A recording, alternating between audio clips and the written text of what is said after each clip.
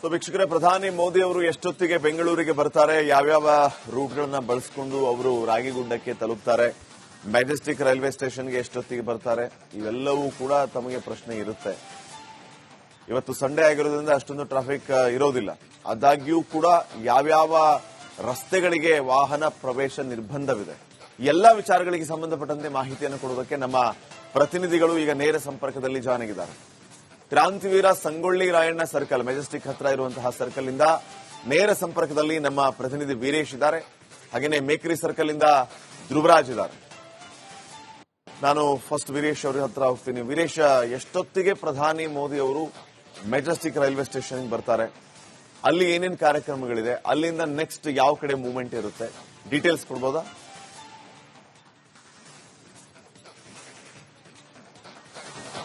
ಶ್ರೀಪಾದ್ ಪಾಟೀಲ್, 3 ಕಾರ್ಯಕ್ರಮ ನಿಮಿತ್ತ ನರೇಂದ್ರ ಮೋದಿ ಅವರು ಬೆಂಗಳೂರಿಗೆ ಆಗಮಿಸಿದ್ದಾರೆ.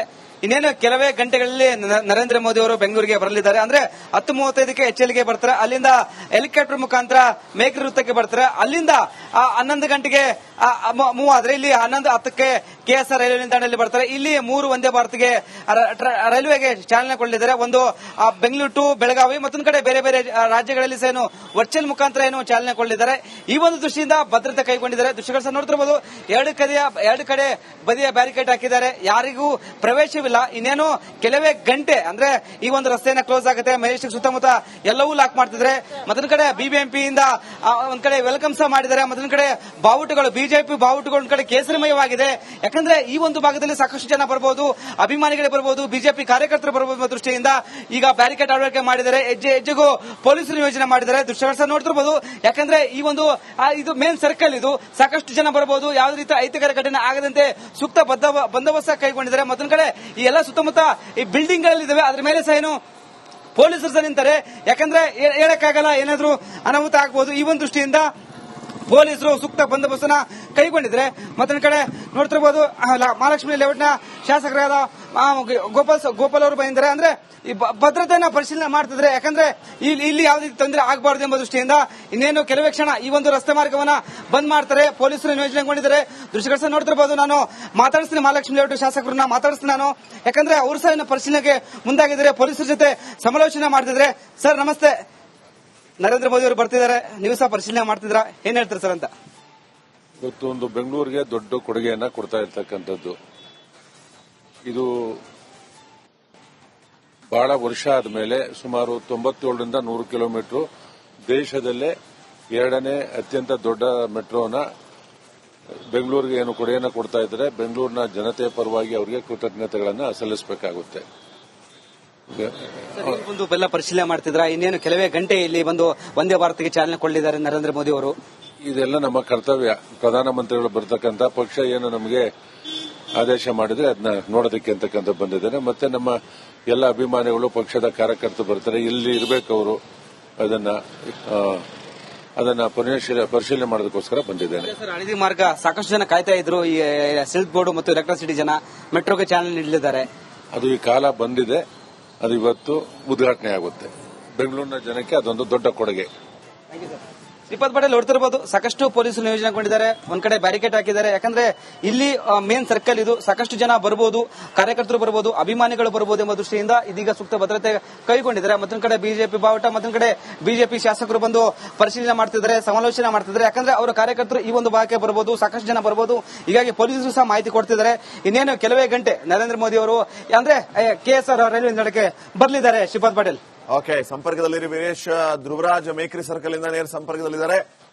ಧ್ರುವರಾಜ್, ಮೇಕ್ರಿ ಸರ್ಕಲ್ ಅಲ್ಲಿಂದನೂ ಕೂಡ ಪ್ರಧಾನಿ ಮೋದಿ ಅವರು ಹೋಗ್ತಾರೆ ಅನ್ನುವಂಥದ್ದಿದೆ. ಏನ್ ಡೀಟೇಲ್ಸ್ ಕೊಡ್ತೀರಿ? ಯಾವ ರೀತಿ ಸಿದ್ಧಗೊಂಡಿದೆ ರಾಜಧಾನಿ ಬೆಂಗಳೂರು?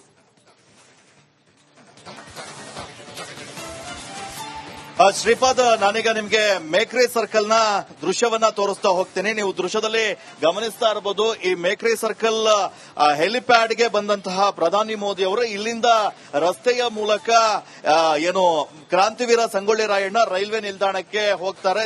ಪ್ರಧಾನಿ ಮೋದಿ ಅವರನ್ನ ಸಿಎಂ ಸಿದ್ದರಾಮಯ್ಯ ಅವರೇ ಸ್ವಾಗತವನ್ನ ಮಾಡಿಕೊಳ್ತಾರೆ. ನೀವು ಗಮನಿಸ್ತಾ ಇರಬಹುದು, ಮೇಕ್ರಿ ಸರ್ಕಲ್ ನ ಚಿತ್ರಣ ಸಂಪೂರ್ಣವಾಗಿ ಇಲ್ಲಿ ಬದಲಾಗಿದೆ. ಬೇಕರಿ ಸರ್ಕಲ್ ಫುಲ್ ಈಗ ಕೇಸರಿಮಯ ಆಗಿರೋದನ್ನ ಕೂಡ ನೀವು ಗಮನಿಸ್ತಾ ಇರಬಹುದು. ಇದೇ ಒಂದು ಜಾಗದಲ್ಲಿ ಸಾಕಷ್ಟು ಕಾರ್ಯಕರ್ತರು ಕೂಡ ಜಮಾವಣೆ ಆಗುವಂತಹ ಸಾಧ್ಯತೆಗಳಿದ್ದಾವೆ. ಇದಕ್ಕೆ ಕೂಡ ಎಲ್ಲ ಸಿದ್ಧತೆಯನ್ನ ರಾಜ್ಯ ಬಿಜೆಪಿ ಕೂಡ ಮಾಡಿಕೊಂಡಿದೆ. ಪ್ರಮುಖ ಜಂಕ್ಷನ್ ನಲ್ಲಿ ಈ ಒಂದು ಮೇಕ್ರಿ ಸರ್ಕಲ್ ನಲ್ಲಿ ಕೂಡ ನರೇಂದ್ರ ಮೋದಿ ಅವರು ಹೋಗ್ತಾರೆ. ಅವರನ್ನ ನೋಡಬೇಕು ಅಂತ ಹೇಳಿ ಸಾಕಷ್ಟು ಜನರು ಕೂಡ ಇಲ್ಲಿ ಸೇರುವಂತಹ ಸಾಧ್ಯತೆಗಳು ಸಾಕಷ್ಟಿದ್ದಾವೆ. ಈಗಾಗಲೇ ಹಲವು ಜನರು ಆಗಮಿಸ್ತಾನೆ ಇದ್ದಾರೆ. ಇನ್ನು ಪೊಲೀಸ್ ಭದ್ರತೆಯನ್ನ ನಾವು ನೋಡ್ತಾ ಹೋಗೋದಾದ್ರೆ ಏನು ಪ್ರತಿಯೊಂದು ಜಂಕ್ಷನ್ ನಲ್ಲೂ ಕೂಡ 100ಕ್ಕೂ ಹೆಚ್ಚು ಪೊಲೀಸರನ್ನ ನಿಯೋಜನೆ ಮಾಡಲಾಗಿದೆ. ಮುಖ್ಯವಾಗಿ ಈ ರಸ್ತೆ ಈಗ ಸದ್ಯ ವಾಹನಗಳ ಓಡಾಟ ಇದೆ. ಪ್ರಧಾನಿ ಮೋದಿ ಅವರು ಆಗಮಿಸ್ತಾ ಇರುವಂತಹ ಹಿನ್ನೆಲೆಯಲ್ಲಿ ಒಂದು 9:30 ನಂತರ ಈ ರಸ್ತೆಯಲ್ಲಿ ಯಾವುದೇ ವಾಹನಗಳು ಓಡಾಡುವಂತಿಲ್ಲ. ನಗರದ ಬೇರೆ ಬೇರೆ ಭಾಗದಲ್ಲೂ ಕೂಡ ಏನು ಸಂಚಾರ ನಿಯಂತ್ರಣ ಒಂದು ಜನರಿಗೆ ತೊಂದರೆ ಆಗಬಾರದು, ಹಾಗೆ ಪ್ರೋಟೋಕಾಲ್ ಅಂದ್ರೆ ಭದ್ರತೆಯ ದೃಷ್ಟಿಯಿಂದ ಹಲವು ಕಡೆ ರಸ್ತೆಯನ್ನ ಸಂಚಾರ ನಿರ್ಬಂಧ ಮಾಡಲಾಗಿದೆ. ಮುಖ್ಯವಾಗಿ ಈ ಕೆಎಸ್ಆರ್ ಬೆಂಗಳೂರು ಏನು ರೈಲ್ವೆ ಸ್ಟೇಷನ್ ಹತ್ರ ಇವರು ಉದ್ಘಾಟನೆ ಕಾರ್ಯಕ್ರಮ ಇರುವಂತಹ ಕಾರಣಕ್ಕಾಗಿ ಅಲ್ಲಿ ಕೋಡೆ ಸರ್ಕಲ್ ಏನಿದೆ ಅಲ್ಲಿಂದ ಶಾಂತಲಾ ಜಂಕ್ಷನ್ ವರೆಗೂ ಇರಬಹುದು, ಹಾಗೆ ಬಿಎಂಟಿಸಿ ಕೆಎಸ್ಆರ್ಟಿಸಿ ಎಕ್ಸಿಟ್ ಇಂದ ಅಲ್ಲೂ ಕೂಡ ಇದನ್ನ ಮಾಡಿದ್ದಾರೆ. ಇನ್ನು ಮೈಸೂರು ಬ್ಯಾಂಕ್ ಸರ್ಕಲ್ ನಿಂದ ಚಾಲುಕ್ಯ ಸರ್ಕಲ್ ವರೆಗೂ ಕೂಡ ಸಂಚಾರವನ್ನ ನಿರ್ಬಂಧ ಮಾಡಲಾಗಿದೆ. ಕಾಳಿದಾಸ ರಸ್ತೆ ಕನಕದಾಸ ಜಂಕ್ಷನ್ ಕಡೆಯಿಂದ ಹೋಗೋರು ಫ್ರೀಡಂ ಪಾರ್ಕ್ ಕಡೆಗೆ ಹೋಗೋ ಎಲ್ಲ ವಾಹನಗಳು ಕೂಡ ಅಲ್ಲಿ ನಿರ್ಬಂಧವನ್ನ ನೀಡಲಾಗಿದೆ. ಇನ್ನು ಮೌರ್ಯ ಸರ್ಕಲ್ ಫ್ರೀಡಂ ಪಾರ್ಕ್ ಕಡೆ ಹೋಗುವಂತ ವಾಹನಗಳಿರ್ಬೋದು, ಲಾಲ್ಬಾಗ್ನಿಂದ ಲಾಲ್ಬಾಗ್ ವೆಸ್ಟ್ ಗೇಟ್ಗೆ ಹೋಗುವಂತ ವಾಹನಗಳಿಗೆ ನಿರ್ಬಂಧವನ್ನ ವಿಧಿಸಲಾಗಿದೆ. ಆದ್ರೆ ಅಲ್ಲೂ ಹೋಗುವಂತಹ ಜನರಿಗೆ ಕಾಟನ್ ಪೇಟೆ ಮುಖ್ಯ ರಸ್ತೆ ಇರಬಹುದು, ಹಾಗೆ ಬೇರೆ ಪರ್ಯಾಯ ಮಾರ್ಗವನ್ನ ಕೂಡ ಈಗ ಸದ್ಯ ಸಂಚಾರಕ್ಕೆ ಅನುವು ಮಾಡಿಕೊಡಲಾಗಿದೆ. ಇವತ್ತು ಮುಖ್ಯವಾಗಿ ಏನು ಸಂಡೆ ಆಗಿರುವಂತಹ ಕಾರಣಕ್ಕಾಗಿ ವಾಹನ ಸಂಚಾರ ಅಷ್ಟೊಂದು ಇರಲ್ಲ, ಹೀಗಾಗಿ ಜನರಿಗೆ ಸಾಕಷ್ಟು ತೊಂದರೆ ಆಗಲ್ಲ ಅನ್ನುವಂಥದ್ದು ಕೂಡ ನಿರೀಕ್ಷೆ ಇದೆ. ಆದ್ರೂ ಕೂಡ ಮುನ್ನೆಚ್ಚರಿಕಾ ಕ್ರಮವಾಗಿ ಜನರಿಗೆ ಯಾವುದೇ ತೊಂದರೆ ಆಗಬಾರದು ಅಂತ ಕಾರಣಕ್ಕಾಗಿ ಸಂಚಾರ ಮಾರ್ಗದಲ್ಲಿ ಕೆಲವೊಂದಿಷ್ಟು ಬದಲಾವಣೆಯನ್ನು ಕೂಡ ಮಾಡಲಾಗಿದೆ. ಇನ್ನು ಎಲೆಕ್ಟ್ರಾನಿಕ್ ಸಿಟಿ ಫ್ಲೈಓವರ್ ಅನ್ನ 9:30 ರಿಂದ 2:30 ಕೂಡ ಕ್ಲೋಸ್ ಮಾಡಲಾಗಿದೆ. ಇನ್ನು ನೈಸ್ ರೋಡ್ ಟೋಲ್ ನಲ್ಲಿ ಹೋಗುವಂತವರಿಗೂ ಕೂಡ ಹೆವಿ ವೆಹಿಕಲ್ ಗಳ ಎಂಟ್ರಿಯನ್ನ ನಿಷೇಧ ಮಾಡಲಾಗಿದೆ. ಜನರಿಗೆ ತೊಂದರೆ ಆಗಬಾರದು, ಹಾಗೆ ಭದ್ರತೆ ದೃಷ್ಟಿಯಿಂದ ಪ್ರಧಾನಿ ಮೋದಿ ಅವರ ಈ 3 ಕಾರ್ಯಕ್ರಮಗಳಿಗೆ ಯಾವುದೇ ರೀತಿಯ ಅಡಚಣೆ ಆಗಬಾರದು, ಅದರಿಂದ ಜನರಿಗೂ ಕೂಡ ತೊಂದರೆ ಆಗಬಾರದು ಅನ್ನೋ ನಿಟ್ಟಿನಲ್ಲಿ ಎಲ್ಲಾ ಭದ್ರತೆ ಹಾಗೆ ವ್ಯವಸ್ಥೆಯನ್ನ ಕೂಡ ಮಾಡಲಾಗಿದೆ. ಈಗಾಗಲೇ ಹಲವು ಕಡೆಯಲ್ಲಿ 10,000ಕ್ಕೂ ಹೆಚ್ಚು ಪೊಲೀಸರನ್ನ ನಿಯೋಜನೆ ಮಾಡಲಾಗಿದೆ. ಕಮಿಷನರ್ ಸೀಮಂತ್ ಕುಮಾರ್ ಸಿಂಗ್ ನೇತೃತ್ವದಲ್ಲಿ ಈ ಭದ್ರತೆಯನ್ನ ಕೈಗೊಳ್ಳಲಾಗ್ತಾ ಇದೆ. ಮುಖ್ಯವಾಗಿ 4 ಏನು ಜಂಟಿ ಪೊಲೀಸ್ ಆಯುಕ್ತರಿರ್ಬೋದು, 11 ಡಿಸಿಪಿಗಳು, ಅದಾದ ನಂತರ ಟ್ರಾಫಿಕ್ ಡಿಸಿಪಿ ಇರಬಹುದು, ಅದಾದ ನಂತರ ಸುಮಾರು 600ಕ್ಕೂ ಹೆಚ್ಚು ಇನ್ಸ್ಪೆಕ್ಟರ್ಗಳು, 200ಕ್ಕೂ ಅಧಿಕ ಜನ ಇನ್ಸ್ಪೆಕ್ಟರ್ಗಳು ಹಾಗೂ 650ಕ್ಕೂ ಹೆಚ್ಚು ಜನ ಪಿಎಸ್ಐ ಸೇರಿದಂತೆ ಸುಮಾರು 10,000 ಸಿಬ್ಬಂದಿಗಳು ಇವತ್ತು ಈ ಭದ್ರತೆಯ ನೇತೃತ್ವವನ್ನ ವಹಿಸಿದ್ದಾರೆ. ಇನ್ನು ಟ್ರಾಫಿಕ್ ಕಂಟ್ರೋಲ್ಗೆ ಕೂಡ ಟ್ರಾಫಿಕ್ ಕಮಿಷನರ್ ನೇತೃತ್ವದಲ್ಲಿ ಎಲ್ಲಾ ಸಿದ್ಧತೆಯನ್ನ ಕೂಡ ಮಾಡಿಕೊಳ್ಳಲಾಗಿದೆ. ಇನ್ನು ಸಿವಿಲ್ ಡಿಫೆನ್ಸ್ ಫೋರ್ಸ್ ಇರಬಹುದು, ಹೋಮ್ ಗಾರ್ಡ್ ಇರಬಹುದು, ಎಲ್ಲರೂ ಕೂಡ ಇವತ್ತಿನ ಈ ಒಂದು ಇದರಲ್ಲಿ ಕರ್ತವ್ಯವನ್ನ ನಿರ್ವಹಿಸ್ತಾ ಇದ್ದಾರೆ. ಈಗಾಗಲೇ 6 ಗಂಟೆಯಿಂದ ಕೂಡ ಪೊಲೀಸರು ಭದ್ರತೆಯನ್ನ ಪರಿಶೀಲನೆ ಮಾಡ್ತಾ ಇದ್ದಾರೆ. ಸುಮಾರು 9 ಗಂಟೆ ನಂತರ ರಸ್ತೆಗಳು ಕೂಡ ಕ್ಲೋಸ್ ಆಗ್ತವೆ. ಆನಂತರ ಅವರ ಜನರಿಗೆ ಸಂಚಾರ ಮಾಡಲಿಕ್ಕೆ ಪರ್ಯಾಯ ವ್ಯವಸ್ಥೆಯನ್ನ ಕೂಡ ಮಾಡಿದ್ದಾರೆ. ಆ ಒಂದು ಜಂಕ್ಷನ್ ನಲ್ಲಿ ಪೊಲೀಸರ ನಿಯೋಜನೆ ಕೂಡ ಮಾಡಲಾಗಿದೆ. ಟ್ರಾಫಿಕ್ ಪೊಲೀಸರು ಯಾವ ರಸ್ತೆಯಲ್ಲಿ ಹೋಗಬೇಕು ಅನ್ನುವಂತ ಮಾಹಿತಿಯನ್ನ ಕೂಡ ನೀಡ್ತಾರೆ. ಆದ್ರೆ ಇವತ್ತು ಸಂಡೆ ಆಗಿರುವಂತಹ ಕಾರಣಕ್ಕಾಗಿ ಕೆಲಸವಿಲ್ಲದೆ ಯಾರು ಹೊರ ಬರದೇ ಇರೋದೇ ಒಂದು ಲೆಕ್ಕದಲ್ಲಿ ಒಳ್ಳೆದು. ಇಲ್ಲ ಅಂತ ಹೇಳಿದ್ರೆ ಸಾಕಷ್ಟು ಸಂಚಾರಕ್ಕೆ ತೊಂದರೆ ಆಗುವಂತಹ ಸಾಧ್ಯತೆಗಳಿದ್ದಾವೆ. ಆದ್ರೆ ಈಗ ಬಿಜೆಪಿ ಕಾರ್ಯಕರ್ತರು ಇರಬಹುದು, ಬಿಜೆಪಿ ಕಾರ್ಯಕರ್ತರು ಈಗಾಗಲೇ ಎಲ್ಲಾ ಜಂಕ್ಷನ್ ನಲ್ಲಿ ಕಡೆ ಕೂಡ ಬರ್ತಾ ಇದ್ದಾರೆ. ಪ್ರಧಾನಿ ಮೋದಿ ಅವರನ್ನ ಸ್ವಾಗತಿಸಲಿಕ್ಕೆ, ಅವರನ್ನ ನೋಡ್ಲಿಕ್ಕೆ ಸಾಕಷ್ಟು ಕಾತರದಿಂದ ಕಾಯ್ತಾ ಇದ್ದಾರೆ. Shripad. Okay, thank you Dhruvaraj. ಹಾಗೆ ವೀರೇಶ್, ನಿಮಗೂ ಕೂಡ ಧನ್ಯವಾದ.